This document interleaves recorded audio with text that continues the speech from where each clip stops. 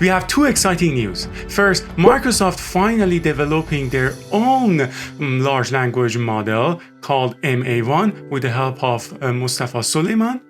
And then we have OpenAI, which is reportedly going to provide a new features doing the search inside the ChatGPT 4 one day before the I/O conference of Google. I'm also going to talk about an application that I recently used myself, which helped me a lot financially every single month. I'm going to tell you how you can use it yourself, so make sure to stick by the end of the video. Welcome back everyone to your own YouTube channel, AI Fun Fact for All. For those of you who are new to this channel, my name is Pedram Agan. I'm a PhD student in computer science with over 8 years of experience in machine learning and AI and over 10 years of experience in teaching. So without further ado, let's dive right into it. The first news is about Microsoft that is finally releasing their own in-house large language model called MA1 with the supervision of Mustafa Suleyman. For those of you who doesn't know Mustafa Suleyman, he's a co-founder of DeepMind, which later was acquired by Google. He also co-founded Inflection.ai, which is a generative AI company in 2022. Microsoft acquired the team of Inflection AI, and Mustafa Suleyman actually joined Microsoft in March 2024. He joined Microsoft to lead new organization called Microsoft AI, advancing the Copilot and other customer AI products. Suleyman directly reports to the Microsoft CEO Satya Nadella. Microsoft acquired the team of Inflection AI in 2024 for reportedly $650 million.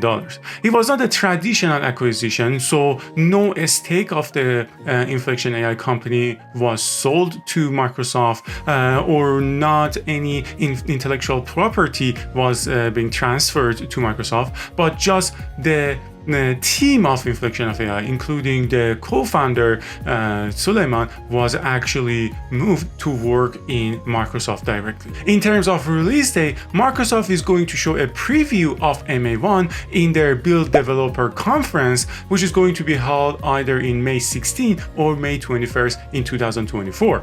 MA1 is reportedly going to have around 500 billion parameters. This number is significantly larger compared to the open source language models like the Phi 3.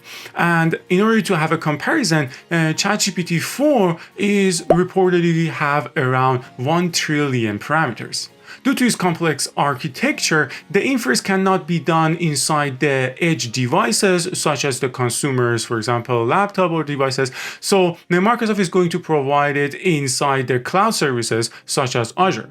Microsoft's latest open source language model, Phi 3, has been released in 3 different cases: mini, small, and medium.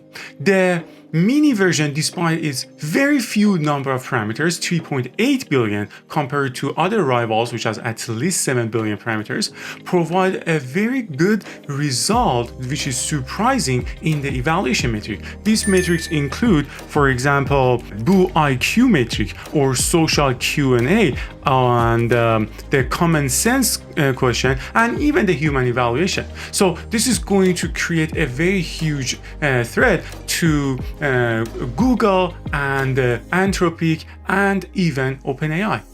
Some resources reported that Microsoft is going to have a dual approach for the MA1 model, which means that they not only want to have their complete model running on the cloud, they're also trying to consider the local run on the edge devices with a distilled version of their model, which can be run inside their mobile devices. Finally, it is expected that Microsoft is going to use MOE or mixture of expert for their training models. To get an insight what is this MOE, consider having multiple different experts, each of which very much trained on a specific topic. So this will help to avoid the catastrophic forgetting, because if you want to have one agent to learn everything, then that's probably not doable or require a lot of number of parameters and a lot of training. But if you have multiple basically different expert, and then you have a gate which decide on how to route to fire the specific expert for a given question. Then you can actually use of all of these expert in order to answer a question, and each of them is very much have a lot of information in a specific topic. The other benefit of this is that you don't need to load all of the parameters in the inference time, and only the parameters that are specific to that expert bundle is going to be fired, and the rest of the models don't need to be even load on the memory. Before we go to the next news about OpenAI search capability, as promised in the beginning of the video, I want to talk about one application that I recently used and helped me a lot financially every single month. So this part of the video is not sponsored by anyone. This is something that I personally use very recently, and I found it really helpful and see that it's going to help me a lot financially. So I thought that it might be a good idea that I also share it with you guys, and maybe you guys also think that it's a good option for you, so you can also use it. The application is Chexy, where you can pay rent in Canada with your credit card to collect cashback and build credit score. This is definitely a game changer, since us as renter can also build credit same as the landlords. And the beauty about it is that you don't even have to tell your landlord that you are using Chexy.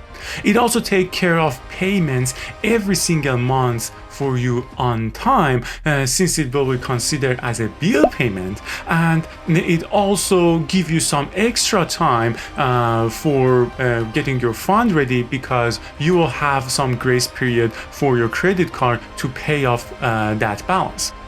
It works across different states in Canada, and of course there is an associated cost with it, but it definitely worth it, since you will get a lot more in your cashback. So if you are using a Canadian credit card, it's going to be 1.75%, and if you're using non-Canadian credit card, it's going to be 2.5%, and if you use debit card, it's going to be $10.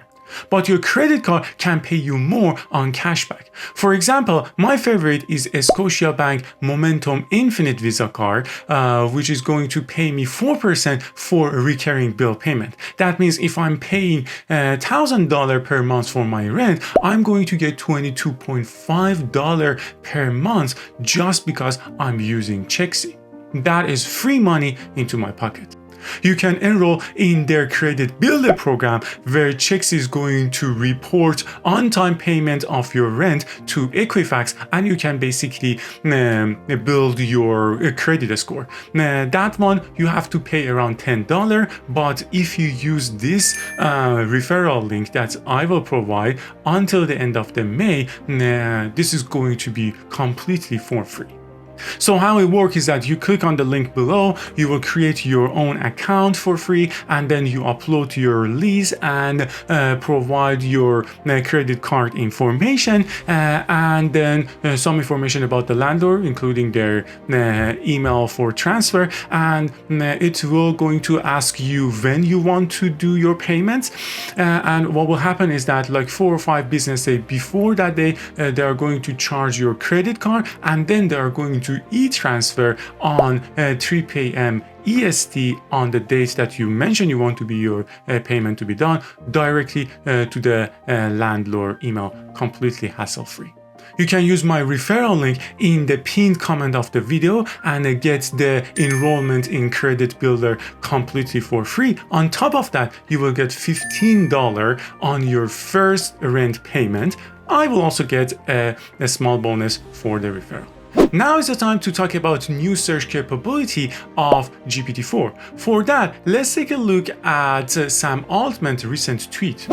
He mentioned not GPT-5, not search engine, but we have been hard on work on some new stuff we think people will love. Feels like magic to me.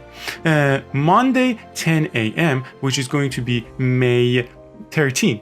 For the context, Google I/O conference is happening on the next day, Tuesday, May 14th.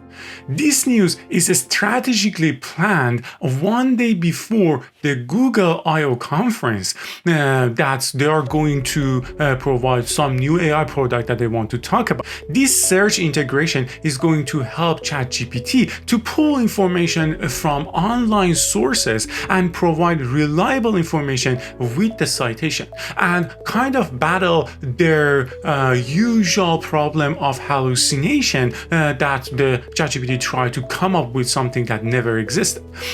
This was the issue that was seen from ChatGPT before, and then we have the perplexity. But then ChatGPT right now tried to come up with this solution and kind of say that, okay, I'm going to provide a citation myself. And in addition, they're also providing a search capability within the images. This integration is expected to work closely with Bing search engine from Microsoft to retrieve relevant information from the web and provide citation accordingly.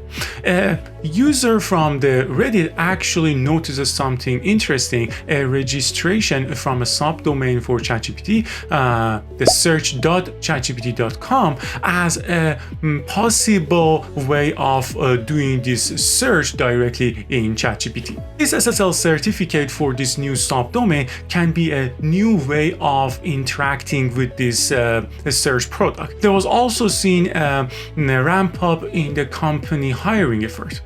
In addition, we have the podcast of Sam Altman with Lex Fridman.